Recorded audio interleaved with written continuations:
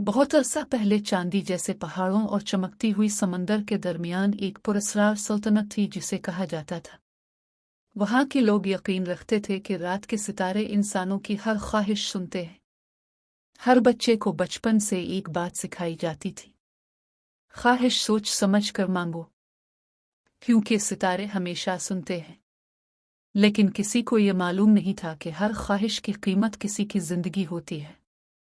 महल के नीचे एक खुफिया कमरा था जहां एक जादुई आईना रखा था, मिरर। ये आईना इंसानों की हर ख्वाहिश पूरी करता था, मगर बदले में किसी और की जान ले लेता था। अगर कोई खूबसूरती मांगता, कहीं कोई बीमार हो जाता। अगर कोई दौलत मांगता, कहीं किसी का घर उजड़ जाता। और अगर कोई मोहब्बत का बदला मांगता, तो किसी की मौत यकीनी हो जाती। इसी सल्तनत के एक छोटे से गांव में एक लड़की रहती थी, सेरा। सारा बहुत नर्म दिल और बहादुर थी। वो अपनी बीमार माँ के साथ एक छोटे से घर में रहती थी। इसके वालिद कई साल पहले जंग में लापता हो गए थे। सारा दिन भर कपड़े सीती ताकि 2 वक्त की रोटी कमा सके। लेकिन इसकी माँ आहिस्ता आहिस्ता मौत के करीब जा रही थी। हर रात सारा आसमान की तरफ देखकर दुआ करती, खुदा, बस मेरी उम्मी को बचा लो। एक रात शदीद बारिश हो रही थी। बिजली चमकी, हुआ चीखी और अचानक दरवाजे पर दस्तक हुई। दरवाजे के बाहर एक बूढ़ी औरत खड़ी थी, सियाह चादर में लिपटी हुई। इसने सारा को एक चांदी की चाबी दी। अगर तुम वाकई किसी को बचाना चाहती हो, तो बूढ़ी औरत ने सरगोशी की, तो महल के नीचे मौजूद आईना तुम्हारी ख्वाहिश पूरी कर सकता है। इसी रात सारा जंगल के अंधेरों से गुजरती हुई पुराने महल तक पहुंची। महल के नीचे एक खुफिया रास्ता था जो उसे आईने तक ले गया। आईने की सतह पानी की तरह लहरा रही थी। एक खौफनाक आवाज गूंजी, अपनी ख्वाहिश मांगो। सारा की आंखों में आंसू आ गए। मैं चाहती हूं मेरी मां जिंदा रहे। अचानक पूरा कमरा रोशनी से भर गया। अगली सुबह सारा की मां मुकम्मल सेहतमंद थी। लेकिन इसी वक्त सल्तनत के दूसरे हिस्से में एक नौजवान शहजादा पुरस्कार तौर पर मर गया। सारा को समझ नहीं आया कि ये सब क्या हुआ। यहां तक कि सल्तनत में अजीब अमवात शुरू हो गई। एक अमीर औरत ने हमेशा जवान रहने की ख्वाहिश मांगी और उसकी नौकरानी मर गई।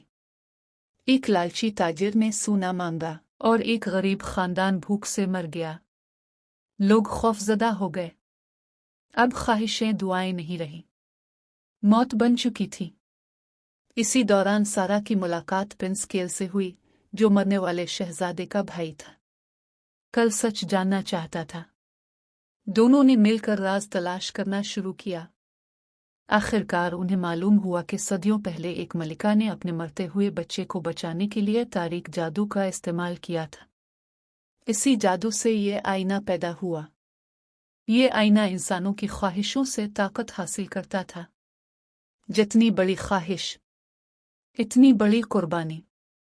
मगर सबसे खतरनाक बात यह थी कि लोग हकीकत जानने के बावजूद ख्वाहिश मांगना नहीं छोड़ सकते थे, क्योंकि इंसान की सबसे बड़ी कमजोरी इसकी ख्वाहिश होती है।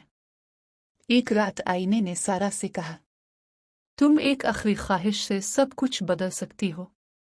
आईने ने इसे दिखाया। उसकी मां दोबारा मरती हुई, सल्तनत जलती हुई और कल खून में डूबा हुआ।